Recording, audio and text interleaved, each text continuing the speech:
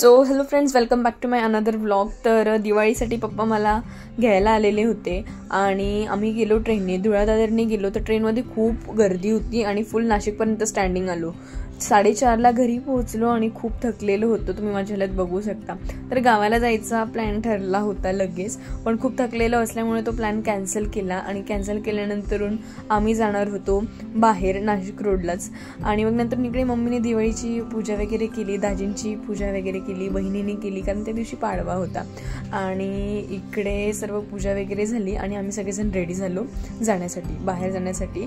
तर अशा प्रकारे जो माझा आउटफिट होता तो असा होता. आणि इकडे दिवाळीच्या लाइटिंग्स वगैरे लागलेल्या होत्या आणि आम्ही निघालो शॉपिंग करण्यासाठी आणि थोडंसं बाहेर खायलाही गेलो. तर तो दिवसही खूप मस्त गेला, कारण एवढं थकल्यानंतरून मग आपण बाहेर फॅमिलीसोबत जातोय तर खूप छान वाटतं.